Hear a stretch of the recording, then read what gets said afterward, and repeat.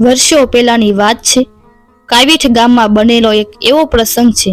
કાવીઠ ગામમાં રતનસિંહ નામના વાઘેલા ગરાસિયા, જેના ઘરે સુખ, સંપત્તિ, સાહેબી, માલ, ઢોર, ઘર, પરિવાર અને આમ બધું જ હતું. માતાજીની દયાથી તેમના ઘરે કોઈ પણ વસ્તુની ખામી નહોતી. એમ કહેવાય છે કે રતનસિંહ દાદાને વાંસળીનો ખૂબ શોખ હતો.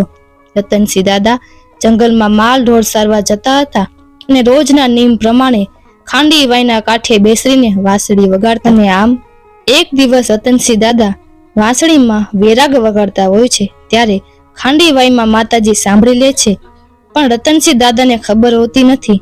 અને આમ સાંજ પડવા આવે છે ત્યારે રતનસિંહ દાદા માલ ઢોર લઈને હાલી નીકળે છે અને આમ હાલતા હાલતા ગામના પાદરે આવે છે.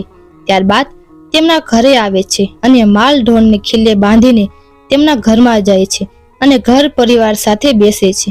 અને આમ બીજા દિવસે ફરીથી જંગલમાં માલ ઢોર લઈને જાય છે અને ફરીથી તે જ જગ્યાએ ખાંડી વાયના કાંઠે રોજના નિયમ પ્રમાણે વાંસળી વગાડે છે. ત્યારે તે વાંસળીમાંથી વેરાગ નીકળે છે અને માં ખોડિયાર સાંભળી જાય છે. ત્યારબાદ રતનસિંહ દાદા તેમની ધૂનમાં જ વાંસળી વગાડતા હોય છે, ત્યારે ખાંડીવાઈમાંથી માં ખોડિયાર પ્રગટ થાય છે અને દીકરીનો સ્વરૂપ લે છે. અને દીકરીના સ્વરૂપમાં ખાંડીવાઈના કાંઠે બેસીને દીકરીના સ્વરૂપમાં માં ખોડિયાર વાંસળી સાંભળે છે. અને આમ રતનસિંહ દાદા જ્યારે વાંસળી વગાડતા હોય છે ત્યારે આંખ ખોલીને જોવે છે અને વિચારે છે કે આ દીકરી કોણ હશે. અને આવી રીતે જ્યારે રતનસિંહ દાદા વાંસળી વગાડતા ત્યારે માં ખોડિયાર દીકરીના સ્વરૂપમાં આવીને ત્યાં બેસીને વાંસળી સાંભળતા. ત્યારબાદ રતનસિંહ દાદા કહે છે, હે દીકરી, તમે કોણ છો? ત્યારે દીકરીના સ્વરૂપમાં માતાજી કાંઈ જવાબ આપતા નથી. અને આમ રતનસિંહ દાદા જ્યારે હાલતા થાય છે ત્યાં દીકરીના સ્વરૂપમાં માતાજી કહે છે, હે ભાઈ, મને તમારે હારે લઈ જાઓ ને. ત્યારે રતનસિંહ દાદા કહે છે, હે દીકરી, તમે કોણ છો? ક્યાં રહો છો? ત્યારે દીકરીના સ્વરૂપમાં માતાજી કહે છે, હું ખાંડીવાઈમાં રહું છું. ત્યારે રતનસિંહ દાદા વિચાર કરે છે, ખાંડીવાઈમાં? અને કહે છે, હે દીકરી, સાચું બોલો, ક્યાંથી આવો છો? ત્યારે માતાજી કાંઈ જવાબ આપતા નથી. અને ત્યારબાદ રતનસિંહ દાદા હાલતા થાય છે ત્યારે ફરીથી દીકરીના સ્વરૂપમાં માતાજી કહે છે, હે ભાઈ, મને તમારે હારે લઈ જાઓ ને. ત્યારે રતનસિંહ દાદા કહે છે, હે દીકરી, હે બાપ, મારે તમને હારે ન લઈ જવાય, ગામ લોકો મારી નિંદા કરે. ત્યારબાદ દીકરીના સ્વરૂપમાં માતાજી કહે છે, હે રતનસિંહ, હું સાચું કહું છું બાપ, મને હારે લઈ જા. અને આમ દીકરી હઠ કરે છે. રતનસિંહ દાદા માનતા નથી. ત્યારે દીકરીના સ્વરૂપમાં માતાજી કહે છે, હે રતનસિંહ, હું આ ખાંડીવાઈની ખોડિયાર છું, મને હારે લઈ જા, હું સાચું કહું છું. તું મારા નામનો તારી વાંસળીથી એક વખત વેરાગ વગાડ. ત્યારે રતનસિંહ દાદા માતાજીને ઓળખી શકતા નથી અને માલ ઢોર લઈને હાલતા થઈ જાય છે. ત્યારે માં ખોડિયાર ક્રોધિત થઈ જાય છે અને આમ રતનસિંહ દાદાને ઘરે એકાએક બધા માલ ઢોર મૃત્યુ પામે છે અને પરિવારના સદસ્યો પણ બીમારીથી મૃત્યુ પામે છે. રતનસિંહ દાદા ઉપર આભ તૂટી પડે છે. રતનસિંહ દાદા સાથે ભાઈઓ, કુટુંબ, સગા સંબંધી બધાએ સાથ છોડી દે છે. ત્યારબાદ રતનસિંહ દાદા ભગવો ભેગ ધારણ કરી લે છે અને હાલી નીકળે છે. અને આમ રતનસિંહ દાદા હાલતા હાલતા વનમાં આવે છે અને ઝાડ નીચે બેસી જાય છે. અને આમ ઘણો સમય વીતી જાય છે.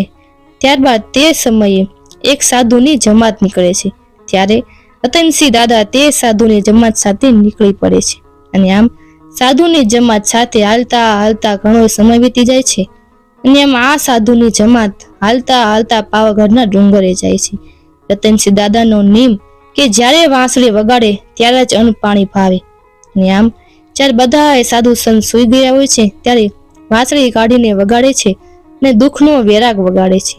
ત્યારે પાવાની દેવી સાંભળી જાય છે અને કહે છે કે મારી જગ્યામાં આ દુખિયો વેરાગ કોણ વગાડે છે? ત્યારબાદ મા પાવાની દેવી અંતર ધ્યાનમાં પ્રગટ થાય છે અને અદ્રશ્ય સ્વરૂપમાં બોલે છે, હે દીકરા રતનસિંહ, બોલ, તારે તો એવું શું દુઃખ છે કે તું આ દુખિયો વેરાગ વગાડે છે? ત્યારે રતનસિંહ દાદા કહે છે, તમે કોણ છો?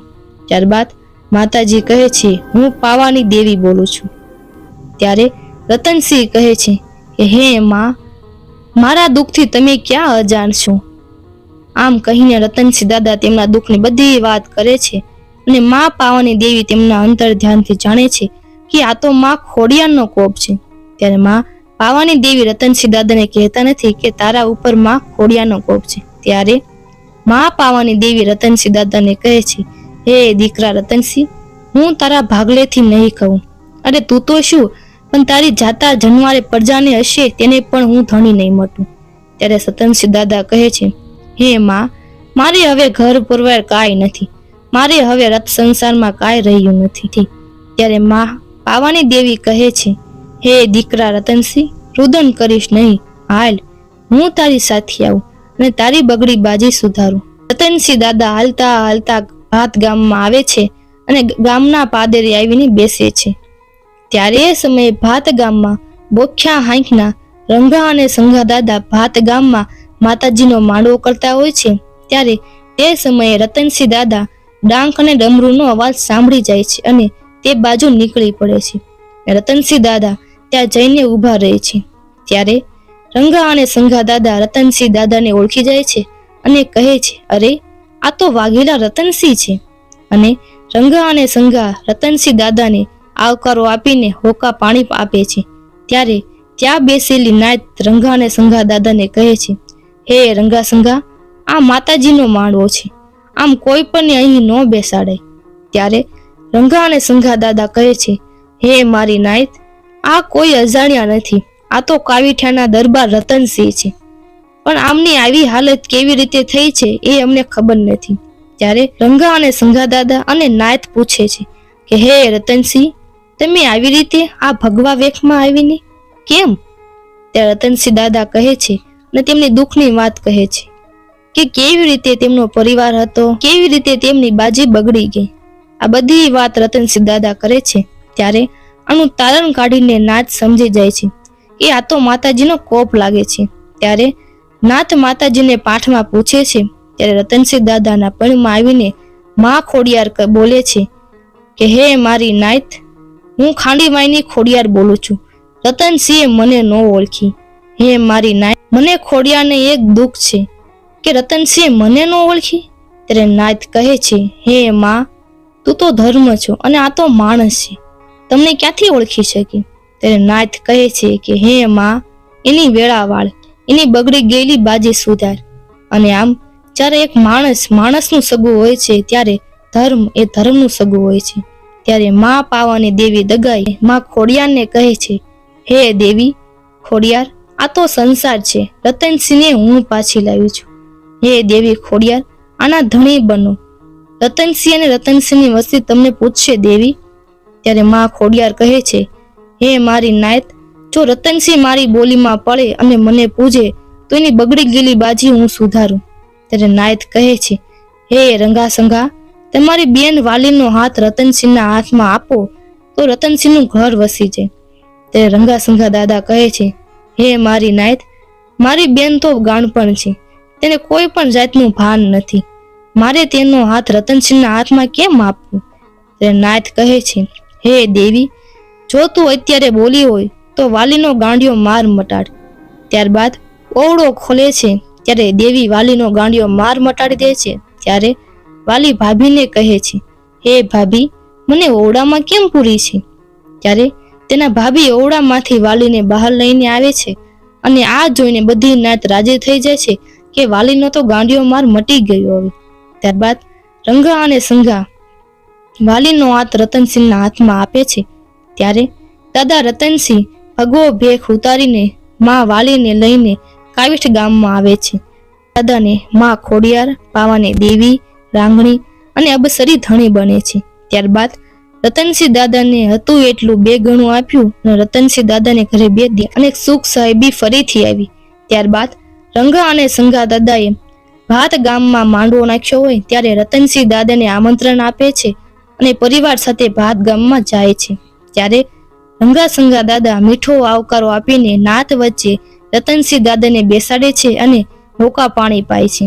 ત્યારે એક વ્યક્તિ તેમાંથી કહે છે, હે રંગા સંઘા, જો આવો શાળા બનેવીનો પ્રેમ હોય તો અહીં સરખેજના પાસે બાદશાહ અને બાદશાહનું લશ્કર છે, તેમની પાસે એક બાદશાહી હોકો છે, જો એ હોકો લઈને પાવ તો તમારા હાળા બનેવીનો પ્રેમ સાચો કહેવાય. અને આ રંગાસંગા દાદાથી આ મેણું ન ખમાણું અને હોકો લેવા જાય છે ત્યારે નાત રોકે છે કે હે રંગાસંગા, અત્યારે માતાજીનો માંડવો છે, અત્યારે રેવા દો બાપ, રેવા દો. ત્યારે રંગાસંગા દાદા માનતા નથી. ત્યારે રતનસિંહ દાદા રોકવા જાય છે અને કહે છે હે રંગાસંગા, પાછા વળી જાઓ. ત્યારે રંગાસંગા દાદા કોઈનું માનતા નથી અને હોકો લેવા હાલી નીકળે છે. ત્યારે 12:01નો સમય થાય ત્યારે બાદશાહનો હોકો લઈને રંગાસંગા દાદા આવે છે અને રંગાસંગા દાદા નાત વચ્ચે બેસીને રતનસિંહ દાદાને બાદશાહનો એ શાહી હોકો પાય છે.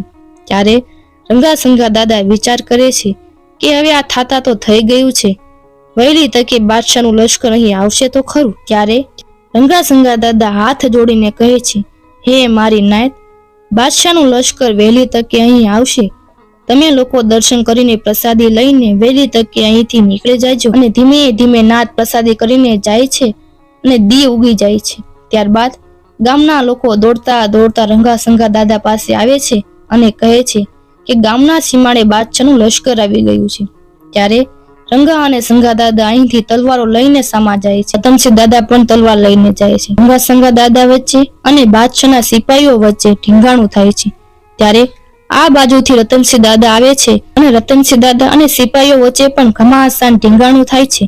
આ બાજુ અનેક સિપાહીઓને રંગાસંગા દાદા મારે છે તો આ બાજુ રતનસિંહ દાદા સિપાહીઓને મારે છે.